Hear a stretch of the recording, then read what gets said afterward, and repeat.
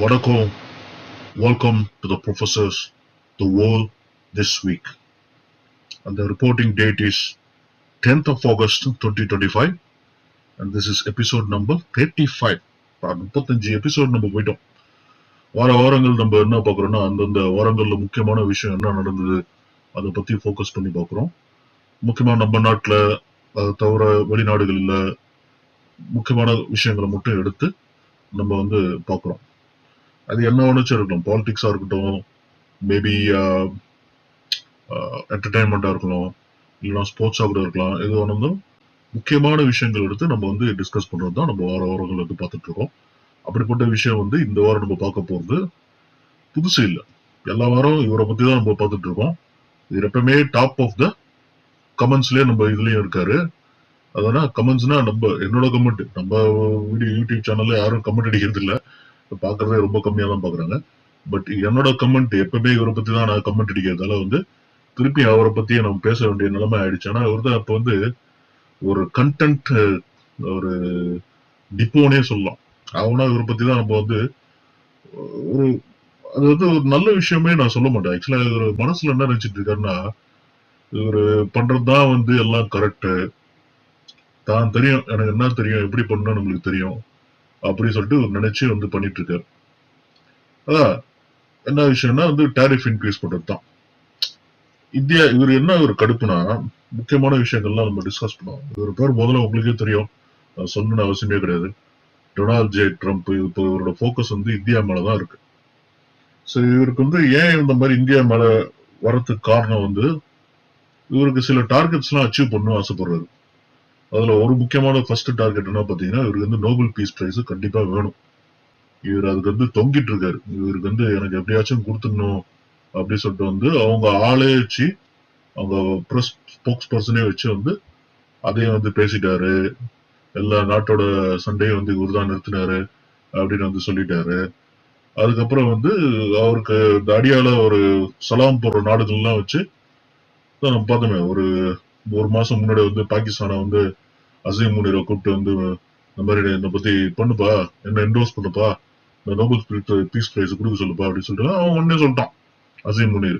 அதே மாதிரி இப்ப ரீசெண்டா இந்த இது கம்போடியா, தாய்லாந்து இந்த இஷ்யூ அப்ப அப்பயும் ஒருத்தர் இந்த எனக்கு தெரிஞ்சு கம்போடியா பிரைம் மினிஸ்டர் இல்ல தாய்லாந்து பிரைம் மினிஸ்டர் ஒருத்தர் தான், தாய்லாந்து பிரைம் மினிஸ்டர் நினைக்கிறேன். அவர் தான் இந்த மாதிரி இவர் நிறுத்திட்டாரு, இவருக்கு நம்மளுக்கு கொடுக்கணும், ஒரு நோபல் பீஸ் பிரைஸ் கொடுக்கணும் அப்படின்னு சொல்லிட்டு எல்லாம் தாய்லாந்து பிரைம் மினிஸ்டரா இருக்கிறதுக்கு வாய்ப்புகள் அதிகமா இருக்கு. ஏன்னா தாய்லாந்து அமெரிக்காவோட இது மாதிரி கைகூலி மாதிரி. சோ இப்ப என்ன நடக்குதுன்னா,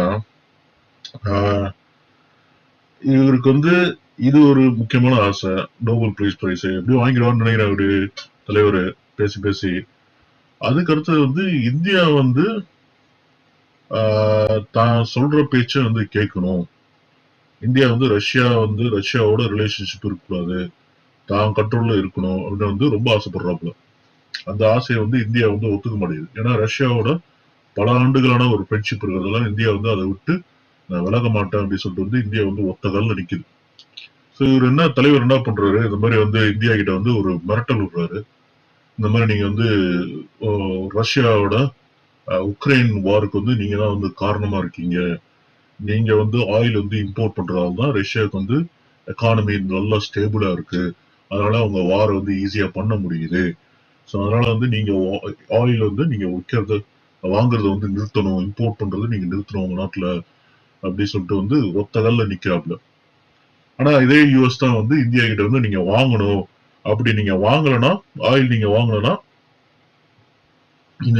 உலகத்துல ஆயிலோட ரேட் ரொம்ப இன்க்ரீஸ் ஆயிடும் அப்படி ஃபர்ஸ்ட் கேட்டுக்கிட்டதே யுனைடெட் ஸ்டேட்ஸ் தான். இந்தியா நீங்க ரஷ்யா கிட்ட ஆயில் வாங்க பரவாயில்ல, இல்லைன்னா நீங்க நீங்களும் அரப் கண்ட்ரிஸ்ல இருந்து ஆயில் வாங்கினீங்கன்னா எல்லாரும் அரப் கண்ட்ரிஸ்ல இருந்து ஆயில் வாங்குறோம் நிறைய பேரு. ஸோ அதனால ரொம்ப ஆயில் விலை ரொம்ப இன்க்ரீஸ் ஆயிடும், அதனால நீங்க ரஷ்யா கிட்ட இருந்தே ஆயில் வாங்க அப்படின்னு முதல்ல கேட்டுக்கிட்டே யூஎஸ் தான். இப்ப அதே யூஎஸ் டொனால்ட் ட்ரம்ப் வந்தப்புறம், ஹலோ இந்தியா நீங்க ஆயில் வாங்க கூடாது, ஏன்னா நீங்க ஆயில் வாங்குறதால தான் ரஷ்யா உங்க எக்கானமி ரொம்ப ஸ்டேபிளா இருக்கு. இத்தனைக்கும் சைனா வாங்குது, யூரோப்பியன் யூனியன்ல இருக்க நிறைய கண்ட்ரிஸ் வாங்குது, இதே யூஎஸ் நிறைய யுரேனியம் மிகத்து ரொம்ப இந்த வெப்பனரி பண்ற ரிசோர்சஸ் எல்லாம் வந்து ரஷ்யா கிட்ட இருந்து இம்போர்ட் பண்ணிட்டு இருக்காங்க. அது வந்து இந்தியா வந்து தெளிவா வந்து சொல்லிடுச்சு, இந்த மாதிரி நீங்க வந்து இப்படி பண்றீங்க, நீங்களே இம்போர்ட் பண்றீங்க, அதை நீங்க முதல்ல நிறுத்திக்கோங்க, அப்புறம் நீங்க மத்த நாடை வந்து நிறுத்த சொல்லி நீங்க கேட்டுக்கலாம்.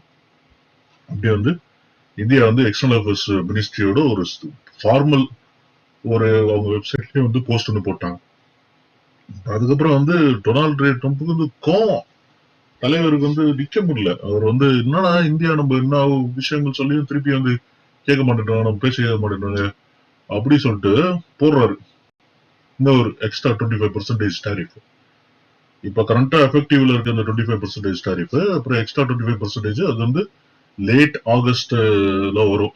ப்ராபபிலி அரௌண்ட் ஆகஸ்ட் 28 இல்ல 29 வந்து எஃபெக்டிவா வந்து டோட்டல் 50% டாரிஃப் வந்து இந்தியா மேல வந்து இம்போர்ட் டாரிஃப் வந்து இந்தியா மேல வந்து இம்போஸ் ஆகும். சோ இது வந்து எப்படின்னா வந்து ரொம்ப இப்ப என்ன ஒரு காமெடினா, யுஎஸ்ல இருக்க கம்பெனிஸ் வந்து இந்தியாவோட ப்ராடக்ட்ஸ் வாங்கணும்னா அவங்க வந்து 50% டாரிஃப் கொடுத்துட்டு வந்து ப்ராடக்ட்ஸ் வாங்கணும். சோ அப்போ வந்து அப்படி வாங்கும்போது என்ன ஆகும்னா, இப்ப சில பொருட்கள் வந்து நம்மளுக்கு கண்டிப்பா மேண்டட்டரியா தேவை அப்படி சொல்லிட்டு வாங்குறாங்கன்னு வச்சுக்கோங்களேன். சோ அப்படி வாங்கும்போது இவங்க வந்து ஆட்டோமேட்டிக்கா வந்து இந்த வாங்குற மெர்ச்சன்ட்ஸ் என்ன பண்ணுவாங்க, ப்ராடக்டோட ரேட் வந்து கண்டிப்பா வந்து இன்க்ரீஸ் பண்ணுவாங்க. அப்படி இன்க்ரீஸ் பண்ணா வந்து அது யூஎஸ்ல இருக்க ப்ராடக்ட்ஸ் தான் வந்து விலை ஏத்தி விடும். சோ இது வந்து இதெல்லாம் புரிஞ்சிக்காம தலைவர் வந்து தான் பண்றதுதான் கரெக்ட். சோ இவங்க வந்து இப்ப வந்து என்ன பண்ணுவாங்க, டாரிஃப் நம்ம ஏத்திட்டா இவங்க இம்போர்ட் பண்றது வந்து நம்ம ஆளுங்க நிறுத்திடுவாங்க. சோ அப்படி இம்போர்ட் பண்றது நிறுத்திட்டாங்கன்னா நம்ம ஊர்லயே வந்து எல்லாரும் வந்து அந்த ப்ராடக்ட் செய்ய ஆரம்பிச்சிருவாங்க அப்படின்னு ஒரு கூட நம்பிக்கையில வந்து தலைவர் வந்து ஒத்த கால்ல நிக்கிறாப்ல. சோ வந்து ஜூலை 31 வந்து இந்த மாதிரி வந்து டாரிஃப் வந்து ஆரம்பிச்சாப்ல. அதுக்கப்புறம் திருப்பி வந்து இந்த மாதிரி அடிஷனல் 25% இது போடுறேன் அப்படின்னு சொல்லிட்டு வந்து இனிமே நான் வந்து எதுவும் பேசவும் மாட்டேன் அப்படின்னு சொல்லிட்டு இந்தியா சில ரெஸ்பான்ஸ் கொடுத்தது. இந்த மாதிரி நீங்க வந்து வாங்குறீங்களே இம்போர்ட் நீங்க பண்றீங்களே ரஷ்யா கிட்ட, அதெல்லாம் வந்து என்ன அப்படின்னு சொன்னா அதெல்லாம் கேட்ட உடனே வந்து தலைவர் இன்னும் கோவந்துச்சு. நாங்களாம் இந்த மாதிரி ட்ரேட் டக்கே கிடையாது, நாங்க நிறுத்த போறோம் அப்படின்னு சொல்லிட்டு ஆகஸ்ட் 8 வந்து வெட்ட வெளிச்சமா தெளிவா வந்து சொல்லிட்டாப்ல. சோ இவர் வந்து என்ன ஒரு பயங்கர பிளான் நடந்திருக்கு. என்ன பிளான் நடந்திருக்குன்னா, இப்ப இந்த G9 சம்மிட்டுக்கு வந்து கனடால வந்து ஹோஸ்ட் பண்ணாங்க. அந்த கனடால ஹோஸ்ட் பண்ணும்போது வந்து மோடி வரதுக்கு முன்னாடியே வந்து ட்ரம்ப் வந்து எஸ்கேப் போயிட்டாப்ல. போயிட்டு அங்க வந்து அசீம் முனிரை வர சொல்லிருக்காப்ல. அசீம் முனிரை வர சொல்லிட்டு இங்க என்ன பிளான் பண்ணிருக்காரு ட்ரம்ப், அசீம் முனிரையும் மோடியும் ஒன்னா சேர்ந்து உட்கார வச்சு பேசி இவர்தான் வந்து சண்டையை வந்து நிறுத்தின மாதிரி அப்படி சீன் காட்டலாம் அப்படின்னு சொல்லிட்டு வந்து பிளான் வச்சிருந்தாப்ல. முன்னாடி ஓடிட்டு கனடால இருந்து ஓடிட்டு அங்க உட்காந்துட்டு அப்புறம் மோடிக்கு வந்து போன் பண்றாப்ல. இந்த மாதிரி வந்து நீங்க வாங்கல, இங்க வாங்கல, இந்த யூஎஸ் வாங்கல, யூஎஸ்க்கு வந்துட்டு நம்ம பேசுவோமே அப்படின்னு சொல்லிட்டு கூப்பிட்டுருக்காப்ல. அதுக்கு வந்து மோடி வந்து இல்ல நான் குரோஷியா போகணுங்க, என்னால இப்போதைக்கு வர முடியாது அப்படின்னு சொல்லிட்டு வந்து டபுள் பாஸ். ஏன்னா ஷார்ப்பா வந்து மோடிக்கு தெரிஞ்சிச்சு. என்ன தெரிஞ்சிச்சுன்னா இந்த மாதிரி வந்து பிளான் பண்ணிட்டோம், இந்த மாதிரி வந்து நல்ல பேர் எடுக்கணும், பீஸ் பிரைஸ் வாங்கணும், நோபல் பீஸ் பிரைஸ் வாங்கணும் அப்படின்னு சொல்லிட்டு பிளான் பண்றது, அதை வந்து டிராமா பண்றோம் அப்படின்னு சொல்லிட்டு வந்து தெளிவா வந்து தெரிஞ்சிச்சு. சோ இதுல இந்த மாதிரி ஒரு டாரிஃப் போடுறதா என்ன நடக்குதுன்னா, ஒரு சில ப்ராடக்ட்ஸ் எல்லாம் வந்து ரொம்ப டாரிஃப்ல வந்து அடிப்படுது, ஒரு சில ப்ராடக்ட்ஸ் எல்லாம் வந்து அடிப்பட மாட்டேங்குது. அது வந்து நம்ம வந்து பார்ப்போம். முதல்ல அதுக்கு முன்னாடி வந்து பிரைம் மினிஸ்டர் மோடி வந்து என்ன சொல்றாருன்னா, ஃபார்மர்ஸ், டைரி ப்ரொடியூசர்ஸ், ஃபிஷர்மேனு இவங்களுக்காக நான் முக்கியத்துவம் நான் கொடுப்பேன். அப்படி முக்கியத்துவம் கொடுக்கறதுல வந்து நான் வெளிநாட்டு சந்தைகளை வந்து இந்தியாவுக்கு நான் கண்டிப்பா இம்போர்ட் பண்ண மாட்டேன். அதாவது வந்து American products, diary products, American vegetables, fruits அதெல்லாம் கண்டிப்பா நான் இம்போர்ட் பண்ண மாட்டேன். ஏன்னா இங்க இருக்க மக்கள் விளையறத வந்து நான் விற்க வைக்கணும் அப்படின்னு சொல்லிட்டு வந்து கண்டிப்பா தெளிவா வந்து என்னால முடியாது அப்படின்னு சொல்லிட்டு நான் எனக்கு என்ன ஆனாலும் பரவாயில்ல, நான் அதுக்காக வந்து ஹை பிரைஸ் பே பண்ணாலும் பரவாயில்ல, நான் அதை நான் பண்ண மாட்டேன். அதுக்கப்புறம் இன்னொரு விஷயம் என்ன நடந்திருக்குன்னா, இந்த யூஎஸ் ஆர்ம்ஸ் பர்ச்சேஸ் வந்து இதனால வந்து இந்தியா வந்து பாஸ் பண்ணி வச்சிருக்கு, இந்த மாதிரி பண்ற ஒரு முட்டாள்தனமான வேலையினால. சோ இன்னும் ஒரு என்ன விஷயம் சொல்றாங்கன்னா, சப்போஸ் இந்தியா வந்து ரஷ்யா கிட்ட இருந்து ஆயில் இம்போர்ட் வந்து நிறுத்துச்சுன்னா $12 பில்லியன் வந்து இன்க்ரீஸ் ஆகும் ஃபியூயல் எக்ஸ்பென்சஸ். சோ அது வந்து ரொம்ப ஒரு மாதிரி ஒரு உலகத்திலேயே வந்து ஒரு பெரிய ஒரு இன்ஃபிளேஷன், ஒரு பெரிய ஒரு இக்கட்டான சூழ்நிலை எடுத்துன்னு வரும் அப்படின்னு வந்து சொல்றாங்க. சோ அதனால வந்து இது பண்றது வந்து பெரிய தப்பு. என்னதான் டெட் எக்கானமி அப்படிலாம் சொன்னாலும் ட்ரம்ப், அதாவது இந்தியன் எக்கானமியும் ரஷ்யன் எக்கானமியும் நம்ம லாஸ்ட் எபிசோட்ல பார்த்தோம். ரஷ்யன் எக்கானமி டெட் எக்கானமி அப்படின்னு சொன்னாலும் உண்மையை பார்த்தா Indian economy is very dynamic and rapidly progressing. அதுதான் வந்து உண்மை ஆக்சுவலா. அதுக்கப்புறம் வந்து இன்னொரு கடுப்பு தலைவருக்கு என்னன்னா, பிரிக்ஸ் பிரிக்ஸோட இந்த ஒரு அமைப்பு இருக்கிறதால வந்து தலைவருக்கு அவ்வளோ ஒரு அப்படியே வயிறெல்லாம் கலக்குது போல.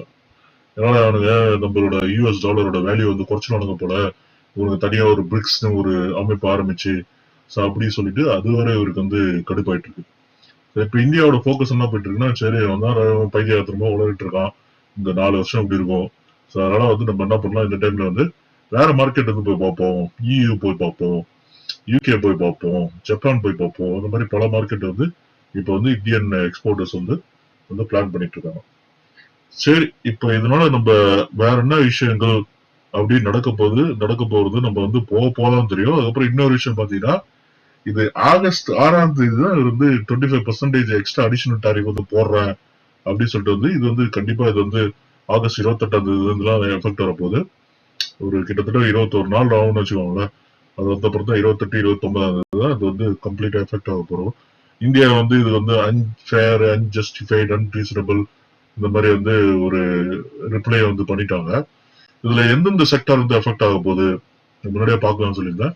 அது முக்கியமா டெக்ஸ்டைல், இந்த மாதிரி துணி கடை, திருப்பூர் துணி கடை, நம்ம ஆளுங்க எல்லாம் ரொம்ப எஃபெக்ட் ஆகுங்க. அதுக்கப்புறம் ஜெம்ஸ் அண்ட் ஜுவல்லரிஸ், அதுக்கப்புறம் ஆட்டோ காம்பனன்ட்ஸ், இந்த இந்த இதுக்கெல்லாம் வந்து 50% டாரிஃப் வந்து கண்டிப்பா அப்ளை ஆகும். ஸோ அதனால வந்து ரொம்ப இது வந்து எக்ஸ்போர்ட் வந்து ரொம்ப கஷ்டமாயிடும் உங்களுக்குலாம். ஸோ இதுல எந்தெந்த இதுக்கு வந்து செக்டாருக்கு வந்து எக்ஸ்டென்ஷன் நடந்திருக்கு அப்படின்னு பாத்தீங்கன்னா, பார்மசூட்டிகல்ஸ் கண்டிப்பா அவங்களுக்கு மாத்திரை எல்லாம் தேவை, அதனால அதுக்கு வந்து எக்ஸ்டென்ஷன் வச்சிருவானுங்க. அப்புறம் ஸ்மார்ட் போனு, அதுக்கப்புறம் வந்து எனர்ஜி அண்ட் ரெனியூவபிள்ஸ், அதுக்கெல்லாம் வந்து கண்டிப்பா வந்து எக்ஸெப்ஷன் வந்து கொடுத்துட்டாங்க. ஸோ அதுக்கு வந்து 50% டாரிஃப் வந்து வராது. ஸோ இது வந்து எப்படி நடக்க போகுது அப்படின்னு வந்து நம்ம போதான் தெரியும். இந்தியா வந்து கண்டிப்பா ரஷ்யாவோட ஆயில் வாங்குறது வந்து நிறுத்தாது, அது எங்களோட செல்ஃப் இன்ட்ரெஸ்ட், நாங்க வந்து சர்வே பண்ணோம்னா நாங்க அதை வாங்கிதான் தீரணும் அப்படின்னு சொல்லிட்டு வந்து ஒத்த கால நினைக்கிறாங்க. பட் ட்ரம்ப் என்ன பிளான் பண்றாருன்னா, தான் சொல்றதுதான் கேட்கணும் இந்தியா அப்படின்னு சொல்லிட்டு இவரு ஒத்த காலில் நின்றுட்டு இருக்காரு. நம்மளுக்கு வந்து போதான் தெரியும். ஆனா ட்ரம்ப் பண்றது வந்து முட்டாள்தனம் அப்படின்னு சொல்லிட்டு அவங்க நாட்டிலேயே வந்து நிறைய பேர் வந்து சொல்லிட்டு இருக்காங்க. அது அவங்க கட்சியிலே, ரிபப்ளிகன் கட்சியிலே இருக்கவங்க வந்து சொல்றாங்க. ட்ரம்ப் தேவையில்லாத விஷயத்த வந்து பண்ணிட்டு இருக்காரு, நியாயமில்லாத விஷயத்த வந்து பண்ணிட்டு இருக்காரு. சைனாக்கே வந்து 19 to 20% தான் டாரிஃப் போட்டுருக்காங்க, 25% நினைக்கிறேன். ஆனா இந்தியாவுக்கு வந்து 50% போட்டு டாரிஃப் போட்டு எதுக்கு இந்த மாதிரி பண்ணணும், இந்தியா வந்து அடிபணிய வைக்கிறாரா, படிய வைக்க ட்ரை பண்றாரா, இது ஒரு முட்டாள்தனமான மூவ் அப்படின்னு சொல்லிட்டு வந்து அவங்க நாட்டிலே இருக்க வந்து பல பேர் வந்து சொல்லிட்டு இருக்காங்க. இப்ப ட்ரம்ப் வந்து ஈகோயிசம் ஜாஸ்தி. எப்படி சொல்றேன்னா, அவர் ஒரு ஸ்டெப் எடுத்தாருன்னா அது வந்து பேக்கப் ஆகுறதுக்கு பல நாள் வந்து யோசிப்பாப்ல. தான் வந்து ஐயோ அது இருந்தாலும் ஒரு தப்புன்னு தெரிஞ்சாலும், ஆனா ஃபேஷியல் ரியாக்ஷன்லயே தெரிஞ்சிடும். சில பிரஸ் மீட்லயே நீங்க ரீசெண்டா பார்த்தாலே உங்களுக்கு வந்து கிளியரா தெரிஞ்சிடும். அவர் வந்து முடிச்சிட்டு இருக்காப்ல, ஐயோ ஏன்னா நம்ம ஏதோ தப்பு போட்டப்பா, உணர்ச்சி போட்டு அதை வச்சு போட்டோமா நம்ம டாரிஃப் அப்படின்னு அவங்க ஃபேஷியல் ரியாக்ஷன்ல தெரிஞ்சாலும் ரொம்ப சீக்கிரமா வந்து ஒரு பேக்கப் வர மாட்டாரு. இவர் வந்து தலைவர் வந்து கொஞ்சம் இருந்துட்டு கொஞ்சம் சீன்லாம் போட்டு, ஆனா வந்து ட்ரம்ப் வந்து எப்படின்னா ஒரு ஃபிளிப் ஃப்ளாப் மாதிரி. ஃபிளிப் ஃப்ளாப்னா ஸ்டேபிளா ஒரு இடத்துல நிக்க மாட்டாங்க, மாறி மாறி ஒரு தடவை நல்லவன் மாதிரி கட்டிக்கிறது, இன்னொரு தடவை கெட்டவனா இருக்கிறது, கெட்டவன் மாதிரி கட்டிக்கிறது, ஒரு நல்லவனா இருக்கிறது. ஸோ அந்த மாதிரி வந்து மாறி மாறி இருக்காப்ல. இதுல என்ன ஒரு காமெடினா, இந்தியாவோட வந்து ஆயில் கிட்ட நீங்க ரஷ்யா கிட்ட இருந்து ஆயில் வாங்கக்கூடாது அப்படின்னு சொல்லிட்டு ரஷ்யாவோட பகைமை உறவை காட்டிட்டு, அதே சமயத்துல ரஷ்யாவோட போய் பேச போறேன் அப்படின்னு சொல்லிட்டு வந்து அலாஸ்கால போய் பேச போறேன், புட்டினோட போய் பேச போறேன் அப்படின்னு சொல்லிட்டு கிறுக்கு பையன் ட்ரம்ப் வந்து தெரிஞ்சிட்டு இருக்கான். இது வந்து என்ன, இது எனக்கு இங்கேயும் ஃப்ரெண்ட்ஷிப் வேணும், ஆனா நீ அவங்க கிட்ட இருந்து வாங்கக்கூடாது, நீ ஏன் ரஷ்யா கிட்ட இருந்து வாங்குற அப்படின்னு சொல்லிட்டு வந்து அங்க சொல்றது. அதுக்கப்புறம் இங்க வந்து ரஷ்யா எப்படி இருக்கு அப்படின்னு சொல்லிட்டு அங்க போய் கை கொடுக்குறது. இது ரஷ்யா வந்து புட்டின் ரொம்ப ஸ்மார்ட்டான ஆளு தெரியும். ரஷ்யா, சைனா எல்லாரும் இந்தியாவோட இப்ப க்ளோஸ் ஆகிறதுக்கு ட்ரம்ப்பே வந்து ஒரு வழிவகுத்து கொடுக்குறாரு. அப்படிதான் வந்து உலகம் ஜியோ பொலிட்டிக்ஸ் வந்து இப்ப போயிட்டு இருக்கு. இப்ப என்ன ஒரு விஷயம் வந்து முக்கியமான விஷயம் பார்க்க போறீங்கன்னா, அஜித் தோவால் நம்மளோட செக்யூரிட்டி ஒரு முக்கியமான ஒரு போஸ்ட்ல இருக்க நேஷனல் செக்யூரிட்டி பர்சன், நேஷனல் ஒரு முக்கியமான ஒரு பொசிஷன்ல இருக்க அந்த பர்சன் அஜித் தோவால் வந்து என்ன சொன்னா நேஷனல் செக்யூரிட்டி அட்வைசர். அவர் வந்து ஆகஸ்ட் 6ஆம் தேதி வந்து மாஸ்கோ போயிருக்காரு. மாஸ்கோல போயிட்டு அங்க இருக்க டெபுட்டி பிரைம் மினிஸ்டர், அதுக்கப்புறம் பிரசிடென்ட் புட்டினையும் மீட் பண்ணிட்டு இந்த மாதிரி வந்து நடக்குதுங்க.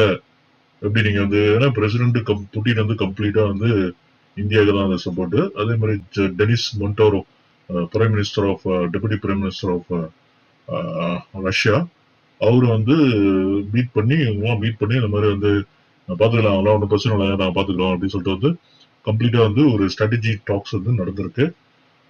அதுக்கப்புறம் வந்து நம்ம அடுத்த விஷயங்கள் என்ன நடக்க போகுதுன்னா, நம்ம இது இந்தியா வந்து சமிட், இந்தியா வந்து இதுக்கு இந்த சமிட்டுக்காக நம்ம சைனாக்கு வந்து போற நிலைமை ஆக போகுது. என்ன சமிட்னு நான் வந்து தெளிவா சொல்றேன். Shanghai cooperation organisation SCO summit in Tianjin China. அது வந்து எப்போ ஆகஸ்ட் 31 டு செப்டம்பர் 1ஆம் தேதி வரைக்கும் நடக்க போகுது. அதுல வந்து India first visit of a prime minister since the 2020 Galwan clash. அதுக்கு முன்னாடி போயிட்டு வந்திருக்காப்புல.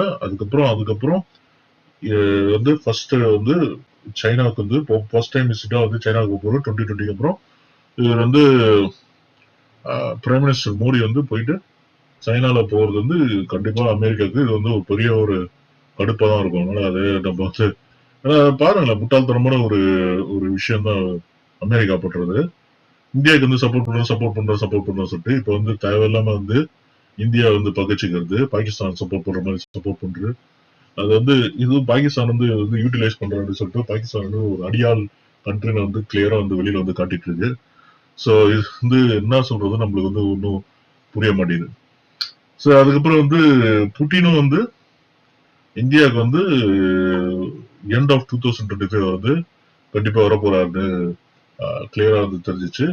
அதே மாதிரி வந்து பிரசிலியன் பிரசிடென்ட்டும் இந்தியாவுக்கு வந்து வரப்போறாரு, அது வந்து நெக்ஸ்ட் இயர் வந்து வரப்போறாரு அப்படின்னு வந்து தெளிவா வந்து தெரிஞ்சிச்சு. ஸோ இது கம்ப்ளீட்டா வந்து இந்த பிரிக்ஸோட காம்பினேஷன் ஆஃப் ஒரு பெரிய ஒரு கமிட்டியா வந்து அமெரிக்காவே வந்து வழிவகுத்து கொடுக்குது. அது முக்கிய காரணம் வந்து ட்ரம்ப் தான்.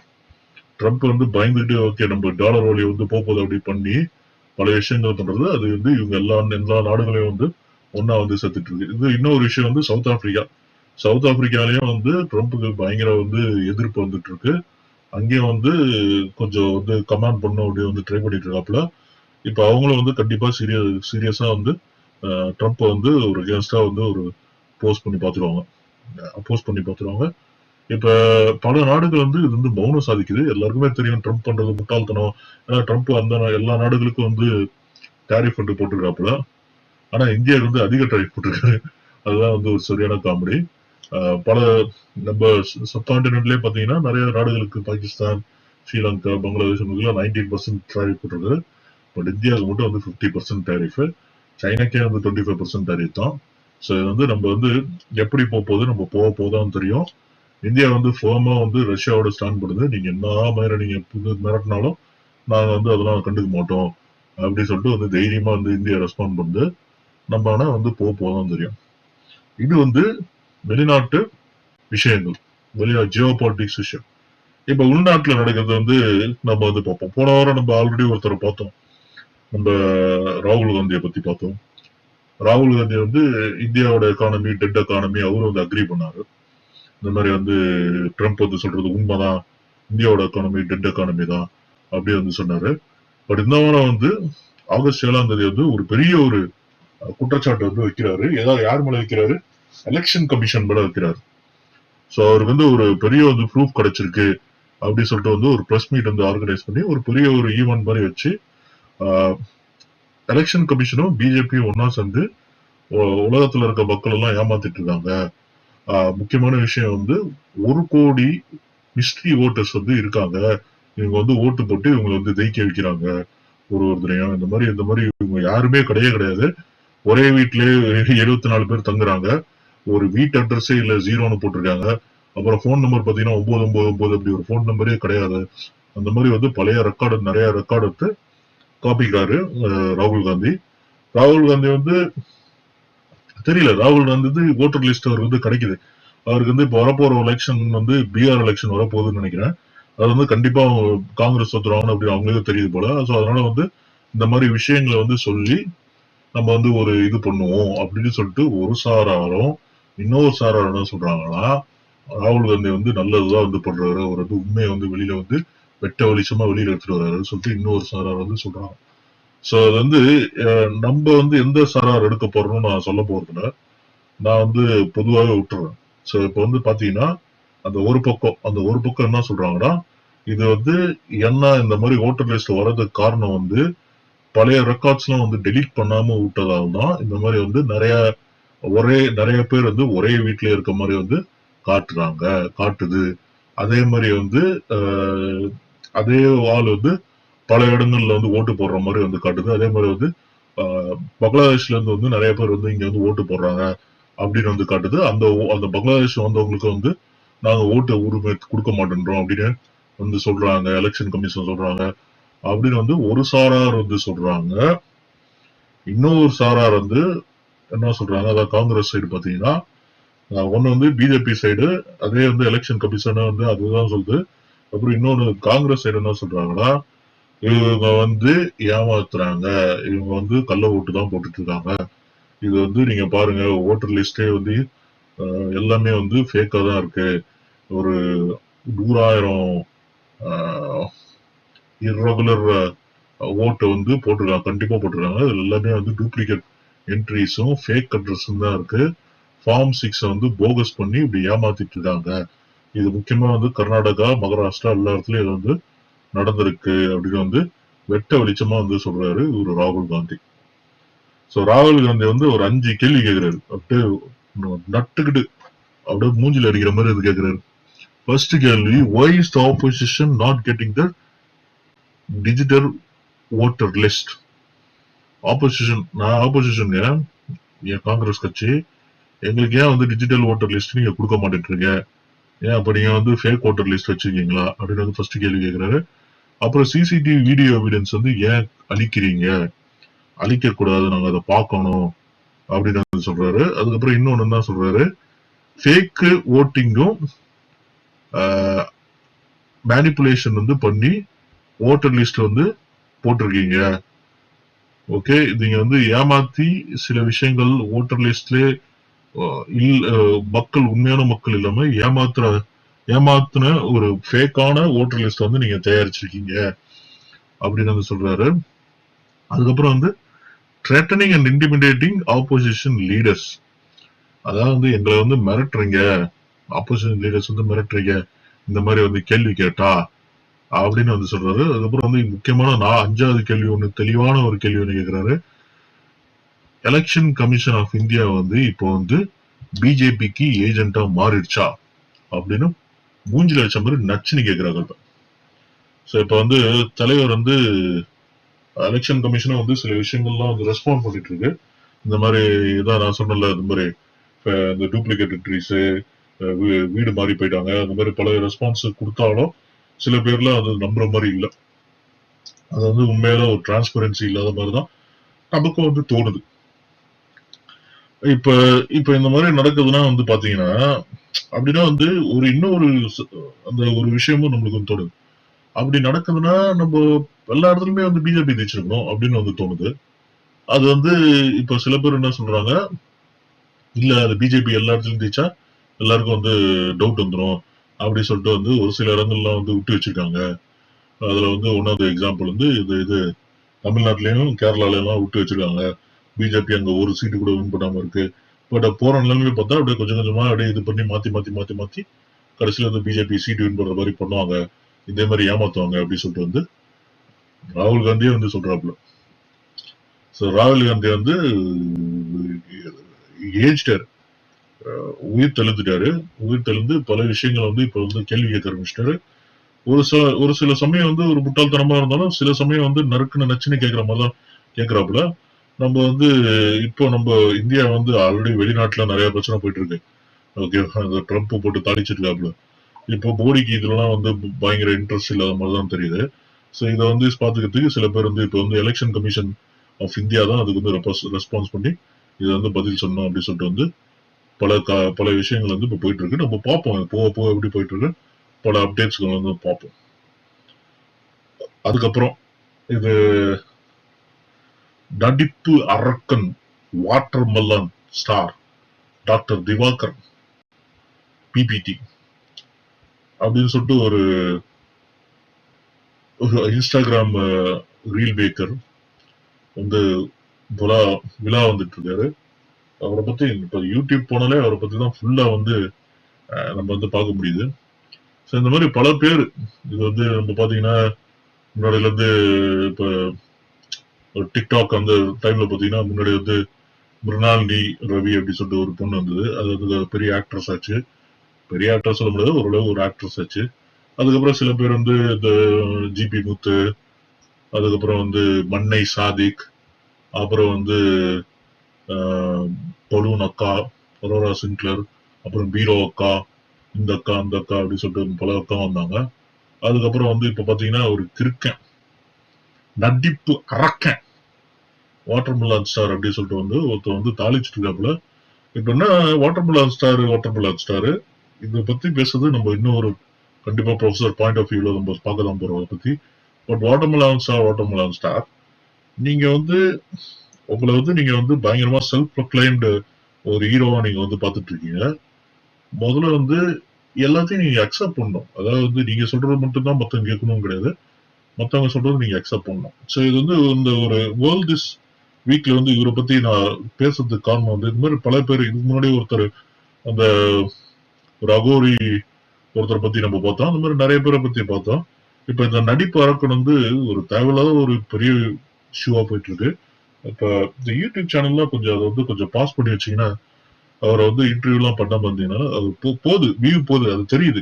அதனாலதான் நீங்க பண்றீங்க. உங்களோட செல்ஃப் இன்ட்ரெஸ்ட் இருக்கு. இருந்தாலும் கொஞ்சம் அவர் அப்ரிஷியேட் பண்ணாம இப்ப எல்லாம் தாளிச்சு தான் இருக்கீங்க. இருந்தாலும் கொஞ்சம் கொஞ்சமா அவர் வந்து அப்ரிஷியேட் பண்ணாம கொஞ்சம் விட்டீங்கன்னா அதுவே நல்லாதான் இருக்கும். பார்ப்போம். இது வந்து நம்ம ஒரு தனியா ஒரு ப்ரொஃபசர் பாயிண்ட் ஆஃப் வியூ அதுல வந்து நம்ம இந்த ஒரு விஷயம் பத்தி வந்து நம்ம கண்டிப்பா வந்து பேச போறோம்.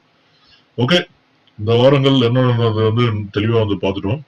அடுத்த வாரம் போக போக வந்து நம்மளுக்கு தான் தெரிய போகுது. பார்ப்போம். பல விஷயங்கள் வந்து பார்ப்போம்.